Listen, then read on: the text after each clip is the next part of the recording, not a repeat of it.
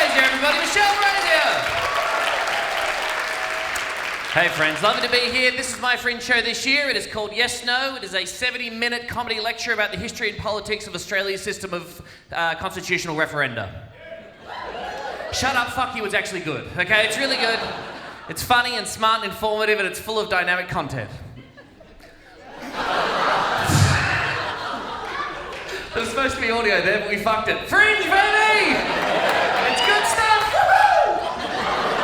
Woo-hoo! Sorry to the children who are here. Now, I'm doing this show this year, of course, because it is a referendum year, as I'm sure you've noticed. On Sunday, the 14th of October, that is Saturday of next week, Australians are going to be going to the polls. Some of you may have already gone. Early voting started yesterday. We're going to be asked the question, should we change our constitution to formally recognise Aboriginal and Torres Strait Islander people by establishing a First Nations voice to Parliament? That is the question. It's up to us to fill out a little ballot paper there and say either yes or no.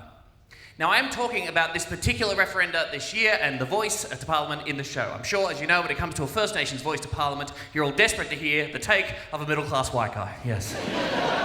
Don't worry, friends, I will be weighing in. It's what my people do. That's part of our culture, okay?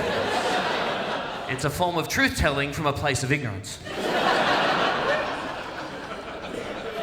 Some people don't like it when white people weigh into issues of race and racism, like, oh cool, a white person's take on racism, this'll be good, which I find offensive. It's like, without white people, you wouldn't even have racism, okay?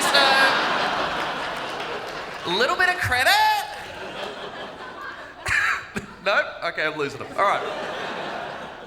So I do talk about the voice, but the show is also really about the whole referendum thing in general, this crazy process we have for changing our constitution. Because I'm not sure if you know, it's not going very well.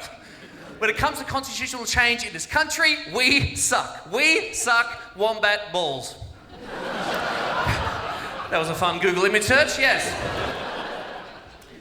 We're not good at changing this. Apparently, we hate it. Since Federation, Australians have gone to the polls for a referenda on 19 different occasions. We've been asked a total of 44 referenda questions, and of those 44 questions, we have said yes just 8 times. We've only had 8 yeses. That is a referendum success rate of just 18%. And that's just the stuff that we've been asked. Because since Federation, there have been 137 bills to alter the Constitution introduced into our federal parliament. So when you consider that number, and we've only had 8 yeses, that is a referendum success rate of just 6%. An Australian government has a 1 in 17 chance of getting a successful referendum up. We suck kangaroo ass.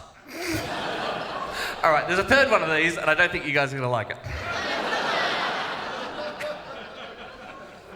We suck at it, and we've pretty much given up until now. This is the first referendum we've had since 1999. That is a very long time ago. 1999, I look like this. Hello! We were all singing Mumbo Number 5 and Blue Dubba Dee Dubba Die. Friends still had 3 seasons to go, and we naively thought we'd seen the end of Hey Hey It's Saturday. We'd always have the Twin Towers. It was a different time.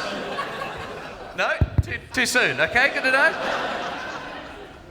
There were 2 questions put to the Australian public in 1999 on that referendum. The first one, should we insert a flowery preamble into our constitution? Australia said no to that. The other one, of course, the question as to whether or not Australia should become a republic. We said no to that as well. Don't worry, guys, we got her in the end. But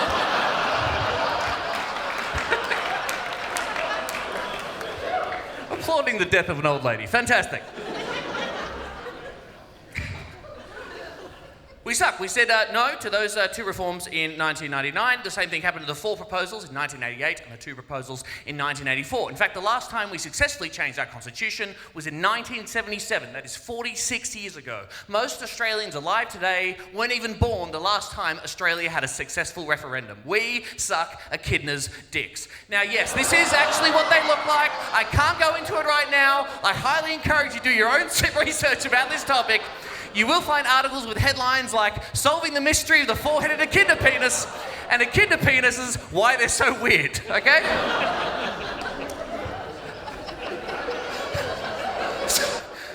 So that's the vibe of the show. And yes, I am worried about ticket sales. Because I got a comedy show talking about the Australian Constitution and Australian history, and we do not talk about history in this country. The Australian approach to history is shh. If if we all stay very quiet, maybe it didn't happen. La la la la la. People get awkward about history in this country. If you bring up history, people are like, what, history around here? Would have thought so, mate. I woke up, I was Australian, no further questions. We don't know who we are. I still hear people refer to Australia unironically as the lucky country. Like, haha, we're the lucky country. Yeah, we're lucky to live here. Now that quote comes from a book that was written in the 60s called The Lucky Country by a guy called Donald Horne. Here is the full quote. Australia is a lucky country, run mainly by second-rate people who share its luck. It lives on other people's ideas, and most of its leaders so lack curiosity about the events that surround them that they are often taken by surprise. So he's roasted the absolute shit out of us. What we appear to have done is read the first 5 words and stopped reading. Australia is a lucky country. Too fucking right it is, mate. Right, enough of this reading bullshit. I'm off to the pub. Hooroo! We know more about the founding of other countries than we do about our own. Ma'am, what's your name? Hello. Linda, lovely to meet you, Linda. Who was the first president of America? No idea? George Washington. There we go. I'm guessing you might not know the first Prime Minister of Australia? No. Okay, that's fine. Linda, thanks for coming out to the theatre. It was this man, Edmund Barton. Totally fine he didn't know that. No one else in the fucking room knew it either. People are now just pretending, going, oh yeah, Barton. Yeah, that's what I would have said. Yeah. Oh, body. We don't talk about this guy at all. Americans commemorate Washington with the Washington Monument, which is in their capital city, which is called Washington. We commemorate Edmund Barton by giving his surname to a small suburb in Canberra, which I would argue is worse than nothing. That's more of a punishment, really, isn't it?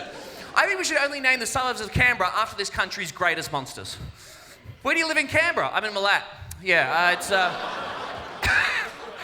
just near Latham and Stefanovic. Okay, that's where I'm at.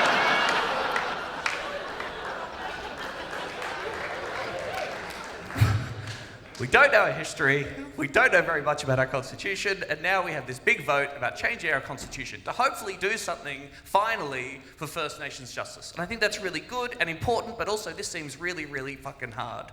And I wanted to find out why.